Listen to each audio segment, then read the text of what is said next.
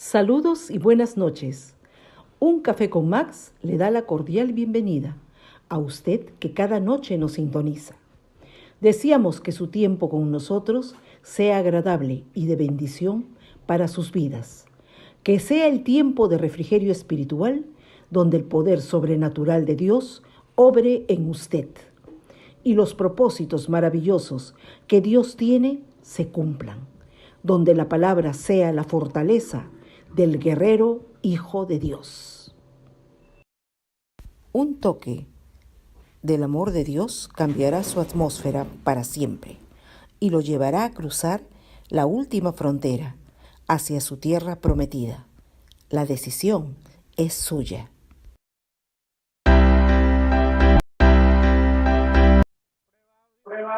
Muy buenas noches, familia. Ahora sí ya estamos conectados. Excelente. Gracias, Juan. Gracias, Caleb. Les damos la más cordial bienvenida a todos nuestros hermanos que noche a noche nos honran con su presencia, nos acompañan en este caminar con Cristo, a los hermanos queridos del Zoom, que son caseros, y también a los del YouTube y del Facebook. La más cordial bienvenida, que Dios los bendiga, los ilumine, los guíe, los guarde, los proteja. Que el Señor sea con cada uno de ustedes donde quiera que estén. La gracia, el favor y la misericordia de Dios sea con ustedes cada día de sus vidas. Vamos a orar. Padre amoroso, Señor eterno, queremos darte las gracias por un día más de vida. Gracias por el privilegio de juntarnos a un grupo de tus hijos, este remanente fiel, para poder estudiar tu palabra. Amado Dios, tu palabra dice que nunca volverá vacía, que la palabra que tú envías, así como la lluvia que cae, Señor, a la tierra, no regresa vacía, sino que la hace producir. Así también tu palabra nunca caerá vacía, Señor, sino que llevará mucho fruto y fruto de bendición. Queremos juntos orar por la paz de Jerusalén, para que seamos bendecidos. Tu palabra en el Salmo 122:6 dice: orad, pedid por la paz de Jerusalén, y sean prosperados los que te aman. Queremos declarar que amamos a Jerusalén, que amamos al pueblo de Israel. Porque, Señor, tu palabra dice bien claro: a los que te bendigan, bendeciré. Amoroso Dios, nosotros queremos bendecir desde esta humilde tribuna, Señor, al pueblo de Israel. Porque ese es el pueblo escogido por ti, Señor. Tú los escogiste en tu soberanía. No son perfectos, como nadie y ninguno de esta tierra es perfecto. No son perfectos, fallan, se equivocan, son perversos a veces, son malos también. Pero tú, Señor, has escogido este pueblo, porque tú, Dios mío, eres el dueño de todo. Tuyo es la tierra y su plenitud, y todos los que en ellos habitan, dice tu palabra, Señor. Padre bueno, permítanos cada día, cada tarde, cada mañana orar por la paz de Jerusalén en este tiempo que ellos están en un conflicto sangriento, duro. Padre, con estas fuerzas extremistas de estos terroristas que, Señor, se han ensañado con ellos en estos días. Esto no es de ahora, no es de este tiempo, sino que tiene una historia, Señor, en el universo. Tiene una historia especial dentro del plan divino que tú tienes, Señor. Nosotros estaremos estudiando estas noches cuál es realmente el origen, hasta dónde va a ir o hasta dónde va a llegar esto. Porque, Señor, esto no se acaba aquí, esta guerra no se acaba acá, Señor, sino que terminará en la batalla de Armagedón, cuando tú mismo vendrás y destruirás a todos los enemigos de Israel. Amoroso Dios, ayúdanos a entender tu palabra, que tu Espíritu Santo nos dé sabiduría, que no nos confundamos, más bien que podamos entender lo que tú tienes preparado para nosotros en esta noche. En el nombre de Jesucristo nuestro Señor. Amén. Amén y amén.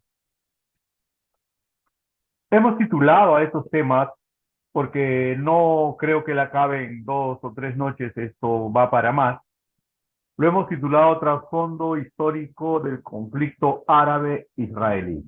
Así le hemos puesto, ahora es La noche número 1. Detrás de cada conflicto físico hay un mensaje espiritual, un cumplimiento profético. Israel es el reloj profético de Dios. Si queremos entender en qué tiempo estamos viviendo, miremos a Jerusalén. Cuando Israel o Jerusalén está en guerra, el mundo está en guerra. Cuando Israel está en paz, el mundo está en paz. Eso ya está comprobado. Fíjese que tan pronto comenzaron a disparar los misiles desde la franja de Gaza, inmediatamente hay gente, hay pueblos, hay naciones que intervienen, se manifiestan en contra de esta agresión. Y también hay un grupo que obviamente defiende pues a los terroristas, ¿no? Eso va a ser siempre así. Entonces, el Señor Jesús, cuando sus discípulos le preguntaron, Maestro, ¿cómo será el tiempo del fin? ¿Qué señales habrá en el tiempo del fin? Entonces el Señor Jesús en Mateo 24:6 dice, y oiréis de guerras y de rumores de guerras. Mirad que no os turbéis porque es necesario que todo esto acontezca, pero aún no es el fin. Siempre ha habido esa preocupación que va a haber un final de la era. Entonces los discípulos le preguntaron a Jesús, Maestro, ¿cómo va a ser eso? Dinos, cuéntanos. Y él dijo, no, se levantará nación contra nación y reino contra reino. Eso es lo que va a suceder. Y esto dice que es principio de dolores, que todavía aún no es el fin. En el Salmo 122:6 dice, pedid por la paz de Jerusalén, sean prosperados los que te aman. Fíjese que desde el libro de Salmos, el salmista ya ora y pide y convoca a todos, dice, pedir por la paz de Jerusalén y sean prosperados los que te aman.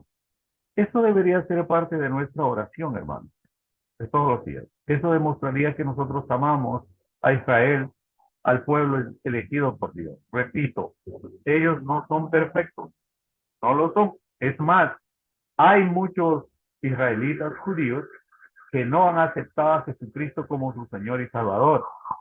Eso es verdad también. Pero es el pueblo que Dios ha escogido, que tendrán su oportunidad de ser salvos, sí, seguro, que lo tomarán o no, no lo sabemos. Ya será cuestión de cada quien. Entonces, mis hermanos, para mi humilde entender, toda esta historia de la guerra no comienza cuando la ONU lo declara como nación, ¿no? En 1948, después del genocidio de Hitler, ¿no? Del holocausto nazi, no, no comienza ahí, no tampoco cuando el malvado Amán quiere destruir a Israel, tampoco comienza ahí. Esto comienza, para mi entender, en el Génesis 12. En Génesis 12:1 dice, pero Jehová había dicho a Abraham, vete de tu tierra y de tu parentela y de la casa de tu padre a la tierra que te mostraré y haré de ti una nación grande y te bendeciré y engrandeceré tu nombre y serás bendición.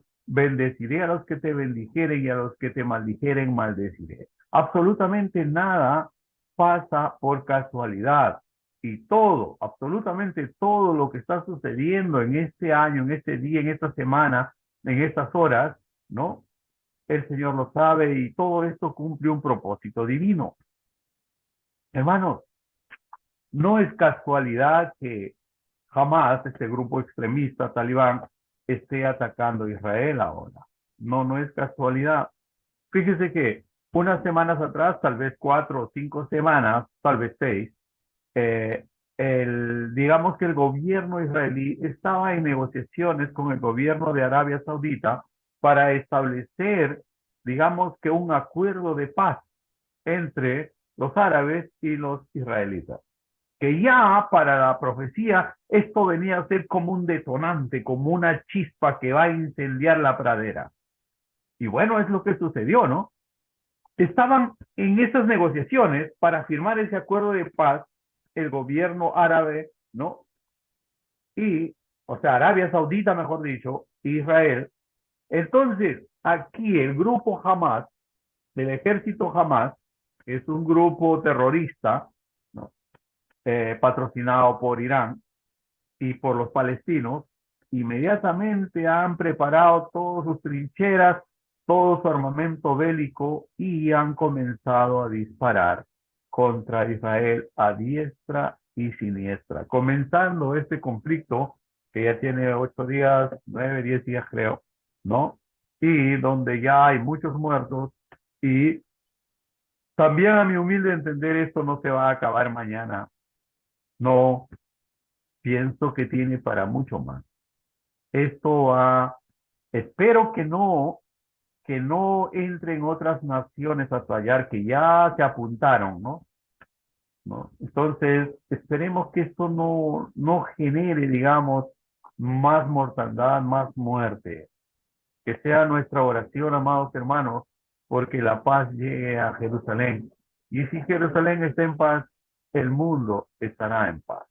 Entonces, mis hermanos, si nosotros hemos titulado el trasfondo histórico del conflicto árabe-israelí, entonces tenemos que ir a las raíces, a sus orígenes. ¿Cómo comienza esto? En el Génesis 12 el Señor le dice a Abraham que se vaya de su tierra, de su parentela, ¿verdad? Entonces él obedece y cree. Le cree a Dios la promesa que le hace. Te bendeciré, haré de ti una gran nación, ¿no? Vas a ser padre de multitudes. Le cree.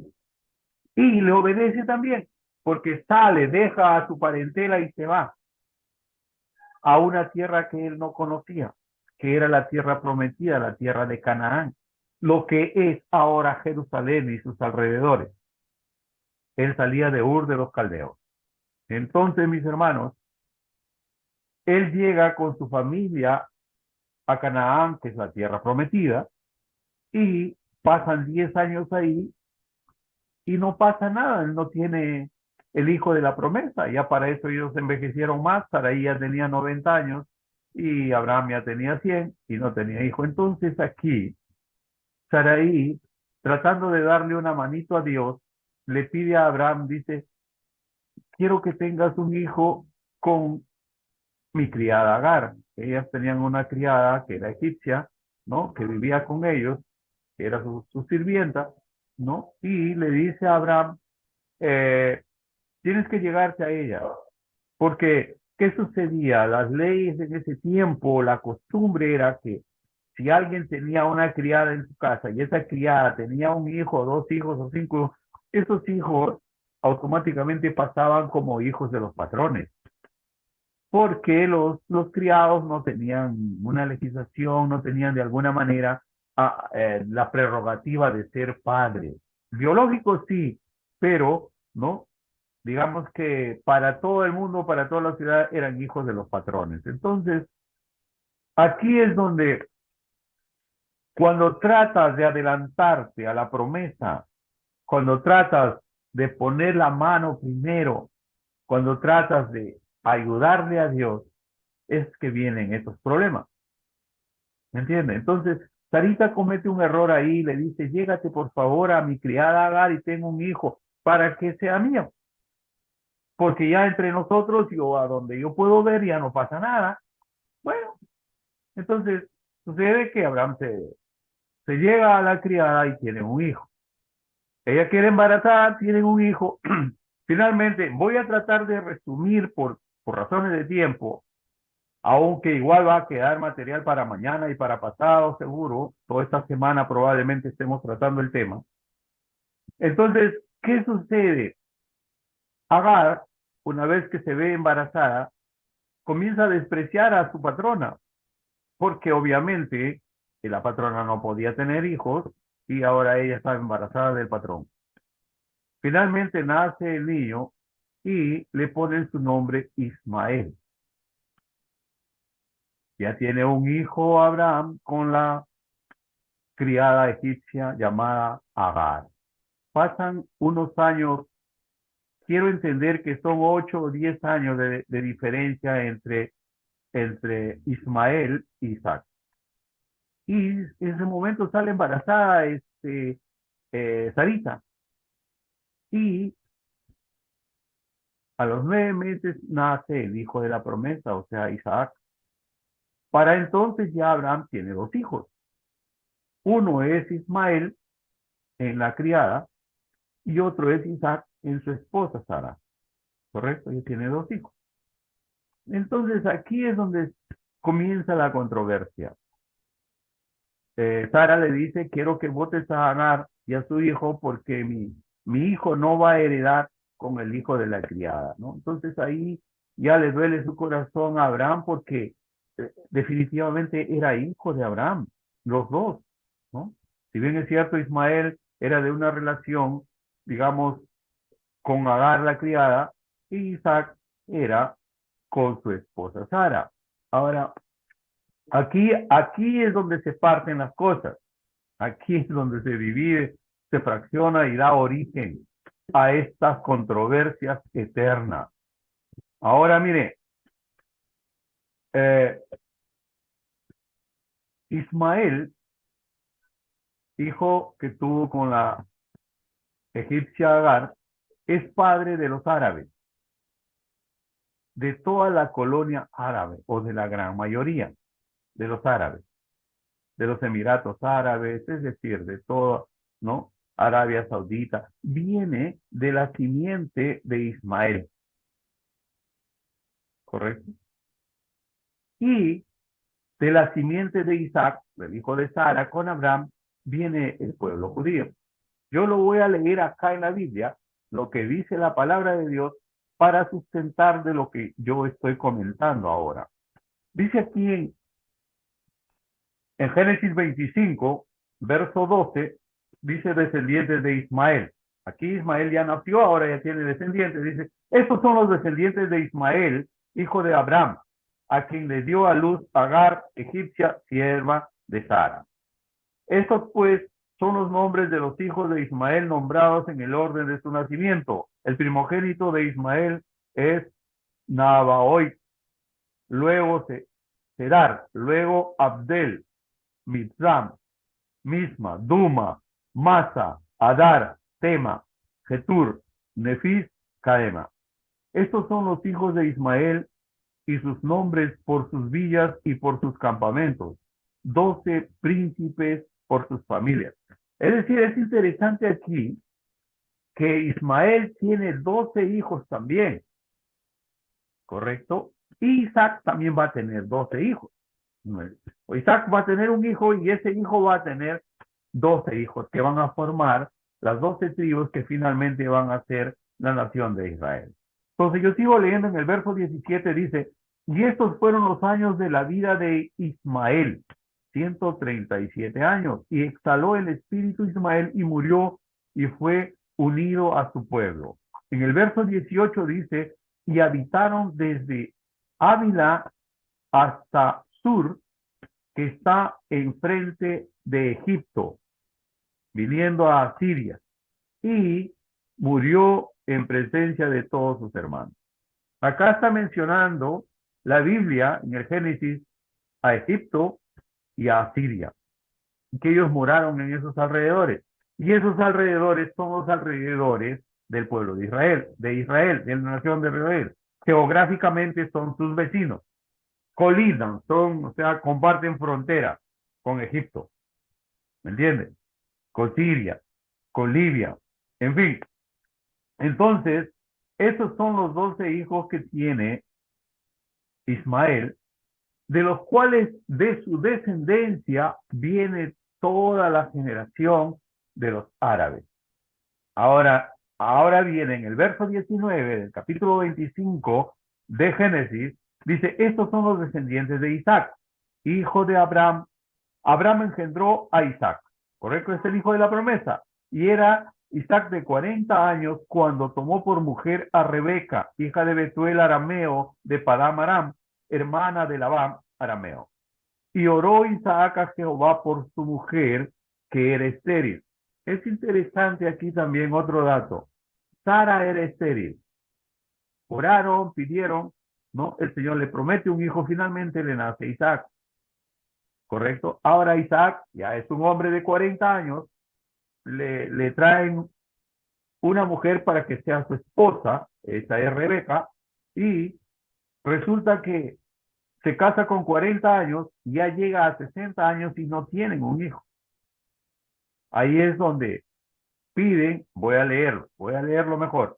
Y oró Isaac a Jehová por su mujer, que era estéril. Estoy en el verso 21. Y lo aceptó Jehová y concibió Rebeca su mujer. Y los hijos luchaban dentro de ella y dijo, si es así, ¿para qué vivo yo? Y fue a consultar a Jehová. En el verso 23 dice, y le respondió Jehová, le dice, dos naciones hay en tu seno, y dos pueblos serán divididos desde tus entrañas. Un pueblo, un pueblo será más fuerte que el otro, el mayor servirá al menor. Es lo que le dice Dios cuando le consultan. Ese tiempo no habían ecografías, no podían saber si habían dos bebitos ahí, si eran gemelos, trillizos, no sabían esas cosas, solamente sabía que había una convulsión dentro de su vientre. En el verso 24 dice, cuando se cumplieron sus días para dar a luz, he aquí, había gemelos en su vientre. Y salió el primero, era rubio y era velludo como una pelliza. Y llamaron su nombre Esaú. Él es el primogénito, Esaú. Nació primero. El verso 26 dice, después salió su hermano, trabada su mano en el calcanar de Esaú. Es decir, había cogido del talón de su hermano y ahí nomás, tan pronto nació Esaú, ahí nomás nació también Jacob, pero el primero fue definitivamente Esaú. Y era Isaac de edad de 60 años cuando ella dio a luz. Es decir, se casa con Rebeca a los 40 y recién a los 60 nacen estos gemelos, Esaú y Jacob. Estos dos van creciendo, su mamá los cuida, los dio. Esaú era cazador, era un hombre fuerte, un hombre recio, le gustaba ir de cacería, pero Jacob era más bien de casa, hogareño, no le gustaba salir, en fin, siempre estaba con su mamá. Entonces aquí un día se va a casar Esaú porque le gustaba cazar, se fue a casar y cuando regresó de su cacería no había cazado nada, y tenía mucha hambre, mucha sed, y Jacob ha quedado en casa cocinando, preparando algo de comer. Entonces cuando viene le dice, dame de comer, hermano. Y él le dice, no, no te lo voy a dar. Dice, vamos a hacer un trato, dice, cambiamos, dame tu primogenitura y yo te doy tu comida. Y dice, ¿por qué me importa la primogenitura? Si igual voy a morir, no me sirve de nada, te la doy, no hay problema. Ahí es donde él rechaza la primogenitura y se la da a su hermano Jacob. Jacob, que es un timador, porque es lo que significa Jacob, ¿no? El nombre es el que siempre está tratando de ganarse algo, ¿no? Entonces, mis hermanos, esa es la primera parte donde él cambia su primogenitura por un plato de lentejas.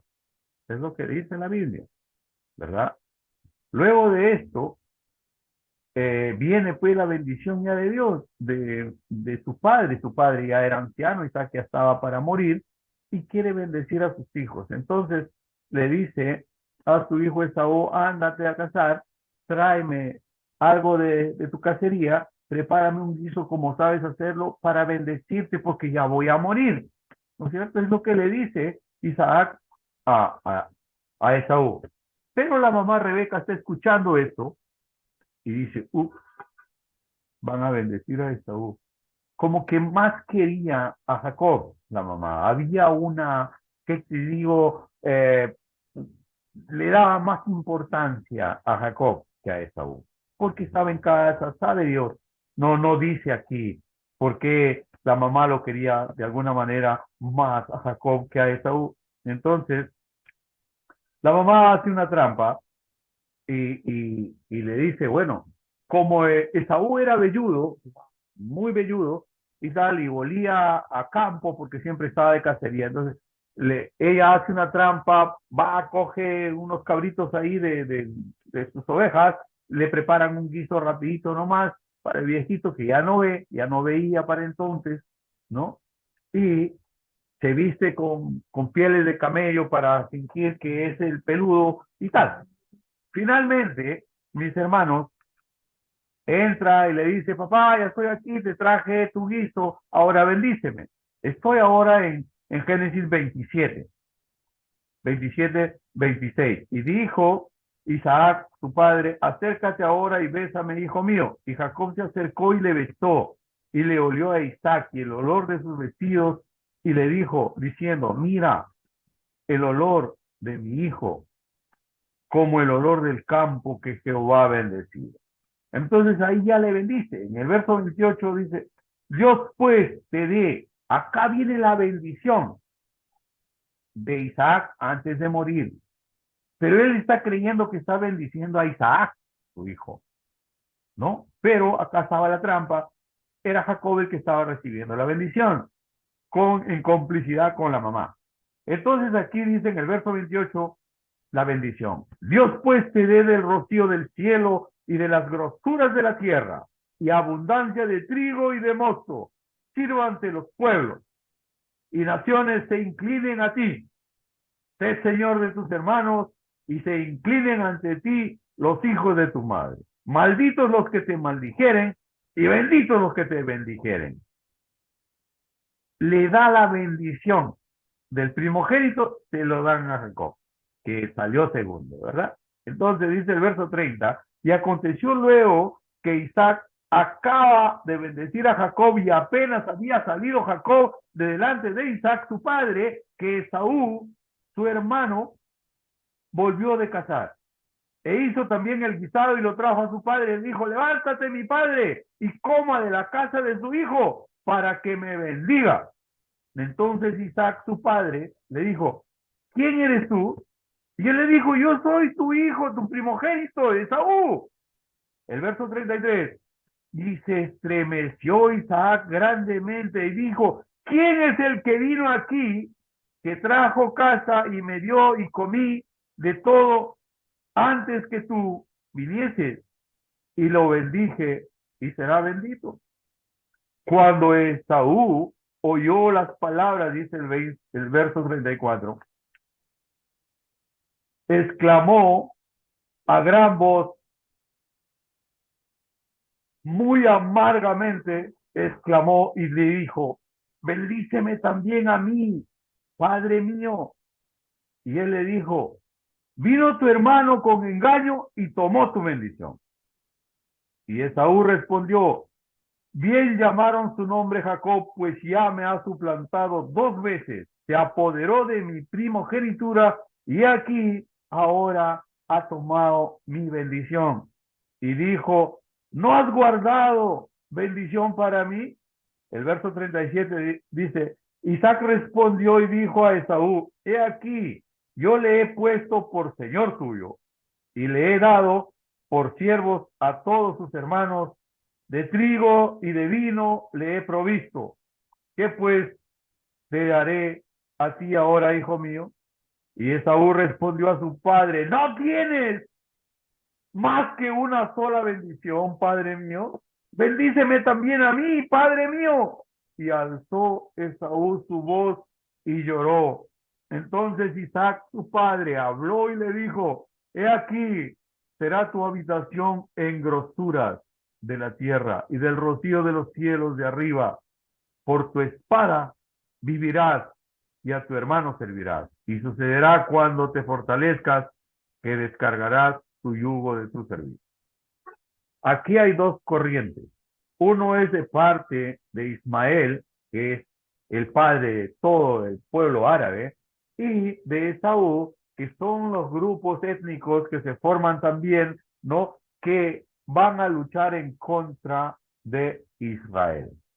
¿Correcto? No sé si me dejo entender hasta ahí.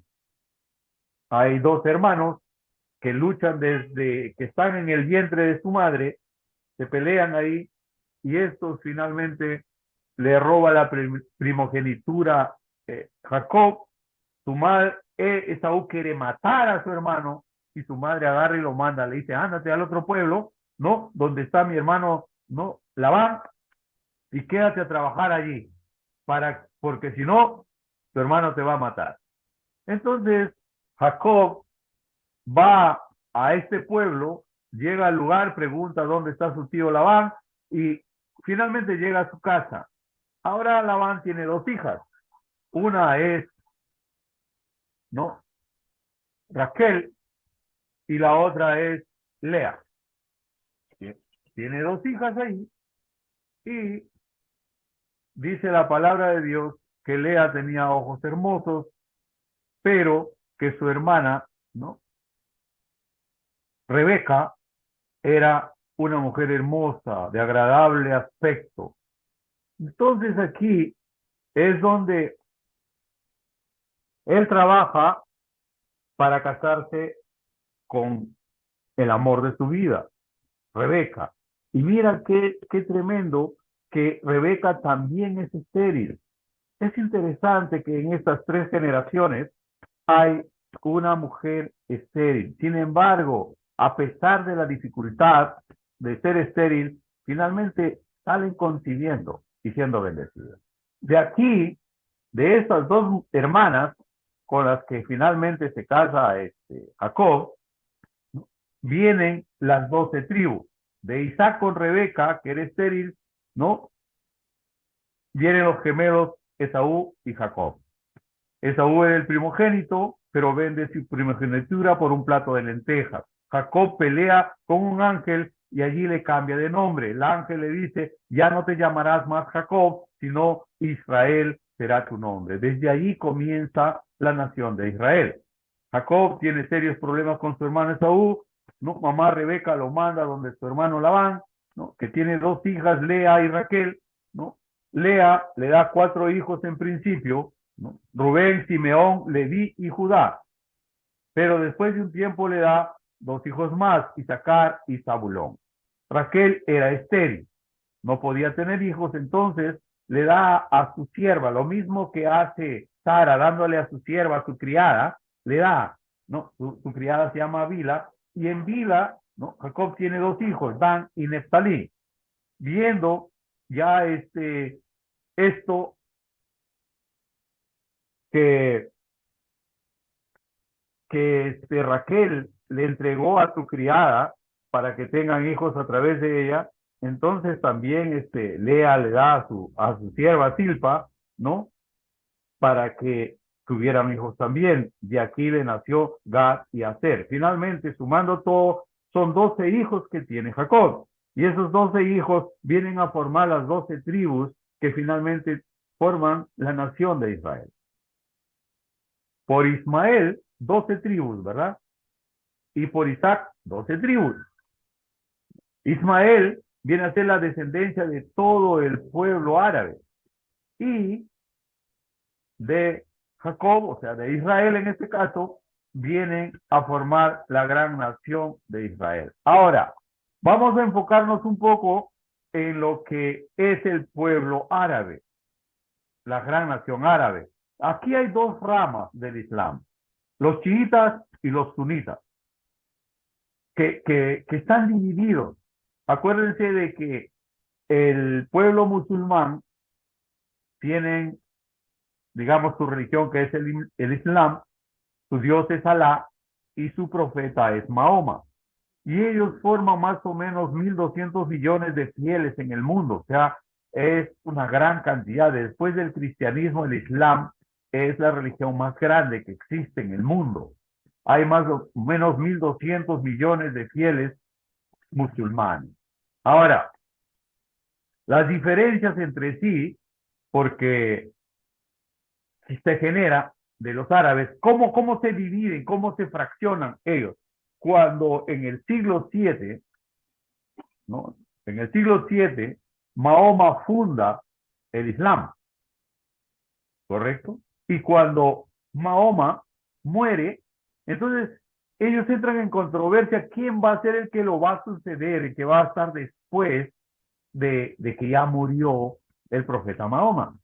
Entonces, ahí es donde vienen las controversias y se forman los 2 grupos, los 2 ramas grandes, que son los chiitas, ¿no? Y el otro grupo que es mucho más digamos, pegado a la raya, mucho más recalcitrantes, ¿no? Que son el 90% del pueblo islámico, del pueblo talibán. Aquí es donde, mis hermanos, de cada 10 musulmanes, ¿no? De cada 10, uno es chiita, uno. Los otros son los sunitas, los más fuertes, los más recalcitrantes, los más bravos. Ahora de aquí, mis hermanos, por ejemplo, Pakistán. De aquí de Pakistán, de la nación de Pakistán, es donde salen los talibanes, en principio, fundamentalistas. Luego está Afganistán. En Afganistán está patrocinado, creado, fundado Al Qaeda y el Estado Islámico está en Afganistán. Y ya saben de Al Qaeda, su líder máximo, ¿no? Osama Bin Laden, que finalmente tuvo que intervenir Estados Unidos en Afganistán para capturarlo y matarlo, ¿no? Porque después que este encabezó digamos, el atentado de las Torres Gemelas en Estados Unidos.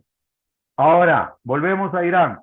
Irán y Palestina son los que patrocinan, los que arman, los que pagan, los que hacen posible para que Hamas, que es un grupo terrorista, que es un ejército terrorista, los represente. Ellos son los que de alguna manera tienen el control, tienen la presidencia de la franja de Gaza. El grupo Hamas, que es un grupo extremista, que es talibán también, ¿no? Que son musulmanes. Y mis hermanos, de allí es donde se ha comenzado a atacar a Israel en estas últimas semanas.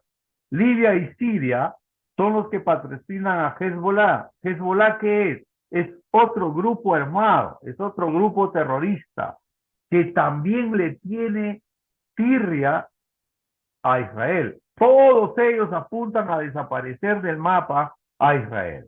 Todos ellos comparten una misma visión bélica, extremista de su religión. Para ellos, exterminar al pueblo judío es como que la obra máxima que ellos puedan realizar. No les importa morir en el intento, no les interesa. Ellos son kamikazes, ellos son suicidas.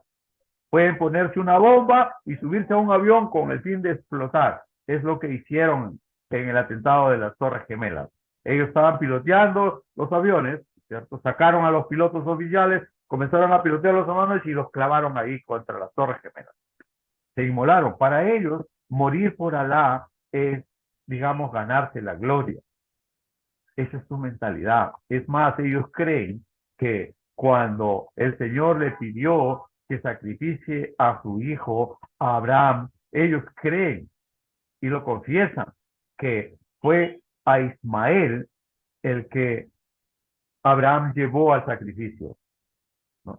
Y no fue así, fue a Isaac el que fue ofrecido en sacrificio.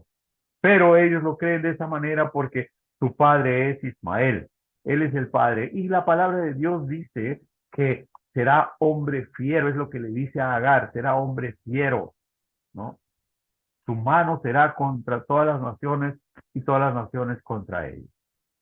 Esto es el origen del conflicto. Allí se inicia, digamos que las controversias, las desavenencias entre ellos, y eso permanece hasta el día de hoy. Ahora, debo confesar también, en honor a la verdad, que esto no se acaba, digamos que en esta guerra que ahorita mismo está produciéndose. No termina acá. Por más que Israel descargue toda su artillería contra Hamas y los aplaste, esto no va a terminar ahí. Todavía queda Hezbollah, todavía está Irán ahí, que quiere meterse en la guerra, que él ya dijo que, ¿no? Y Rusia, que también está metiéndose en la jugada, Estados Unidos, que ya mandó su portaaviones más grande a aguas cercanas ahí para poder apoyar a Israel. Es decir, puede desencadenar en una gran escalada bélica, llevando tristeza, dolor, sangre a mucha gente inocente. Dentro de ellos también hay algunos peruanos que habían quedado atrapados en medio del fuego. Amados hermanos, ahí comienza esta controversia, esta guerra, estas, estas batallas que no van a terminar nunca hasta la batalla final. La Biblia dice que Dios mismo va a levantar a todas las naciones en contra de Israel. Y yo cuando leí esa parte de la Biblia me quedé asombrado. ¿Cómo que Dios va? Sí, Dios va a traer a todas las naciones en contra. ¿Para qué? Para mostrar su gloria, porque Él va a destruirlos a todos de una sola vez. ¿No? Entonces, eso más o menos es el trasfondo histórico del conflicto árabe-israelí. Ahora, los analistas políticos, los analistas eh, de este tiempo, los opinólogos, no tienen este contexto bíblico y te dan muchas aristas, muchas tesis sobre esto, pero que no tienen un sustento bíblico como el que nosotros les estamos dando. La Biblia es el manual del Creador. Él lo escribió para ti y para nosotros. Si está sustentado en lo que acá dice, entonces es verdad. Pero cualquier otra apreciación, digamos, por más erudito que sea, pero si no está ajustada a la palabra de Dios, tenemos que dudarlo, porque no proviene de la fuente del Creador. Amados hermanos, la hora ya nos ha ganado. Muy buenas noches, que tengan una noche preciosa, una noche de paz. Mañana estaremos dándole más sentido a todo esto, tal vez dándole las últimas noticias que están sucediendo en Medio Oriente. Como decía Golda Meir, ¿no? Nunca habrá paz en el Medio Oriente hasta que los árabes amen más a sus hijos que lo que odian a Israel. Y eso es terrible. Yo me acuerdo hace unos 15, 20 años, cuando nosotros teníamos una imprenta, teníamos enfrente de nuestro un amigo que era Victorio Gia. Este Victorio Gia era descendiente de Palestina. Entonces ellos en todos los países donde tienen, digamos que presencia, mandan a imprimir unas revistas, revista palestina, ¿no? Entonces ahí informan sobre los avances, sobre las noticias que les interesa a ellos. Entonces vinieron a contratarme para imprimir esa revista. Entonces, como lo conocía, era mi amigo, me invitó a su casa muchas veces, estuvimos ahí compartiendo y vinieron varios amigos de él, de Victorio Giga, para ponerse de acuerdo para la impresión de esta revista. Y me invitaron al Club Árabe Palestino, que está acá en La Molina. Inclusive me sacaron un carnet como socio del Club Árabe Palestino. Interesante. Entonces yo podría ir, claro, yo solamente podría ir al comedor y pagar lo que consumía, pero tenía acceso ahí. Entonces un día, caminando por ahí, por el club, es un club grandazo, muy hermoso, entonces le pregunto, tienen una casa de fuerza donde generan energía ellos, y le pregunté, le dije, Vittorio, ¿y esta cosa qué es? Me dijo, aquí es donde nosotros vamos a hacer jabón de los judíos. Y me quedé mirando, ¿no? Y creo, le dije, ¿qué? Me dijo, sí, a todos los judíos los vamos a meter aquí y los vamos a hacer jabón. Interesante. Ya Victorio Giga ya falleció hace unos años, pero recuerdo esa vez ahí en el Club Árabe Palestino acá en Lima, cuando fuimos a comer allí, porque él era el que tenía la concesión de los dos restaurantes que habían en ese club. Entonces, mire cómo se expresaba, digamos, de los judíos. Y todo palestino que tú hablas de un judío, inmediatamente escupe o maldice o habla mal. Esa es la actitud, digamos, esa es la visión extremista que tienen los palestinos, los árabes, contra el pueblo de Dios. ¿Por qué? ¿Por qué?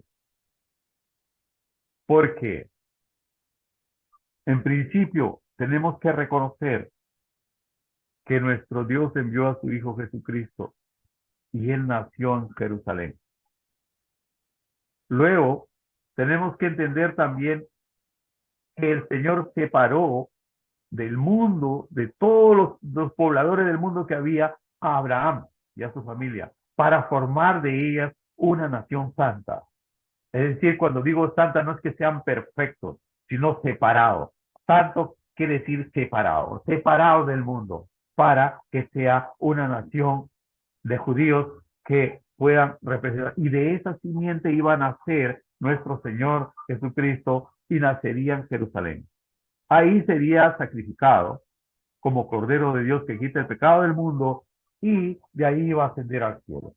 Y allí mismo Él vendrá a poner sus pies en el monte de los olivos cuando venga por segunda vez. Y ahí en Jerusalén es donde el anticristo, en los 3 últimos años y medio, ¿no? De la semana 70 de Daniel, ¿no? Va a establecer su trono allí en Jerusalén. Por eso es que odian Jerusalén, odian al pueblo judío. ¿Por qué? Porque el pueblo judío es un pueblo de pacto. Dios ha establecido su pacto con ellos. Y de la descendencia de la tribu de, de, de la tribu de Leví es que vienen todo el sacerdocio santo. Y de la tribu de Judá es que vienen todos los reyes. Y de la tribu de Judá nació nuestro Señor Jesucristo.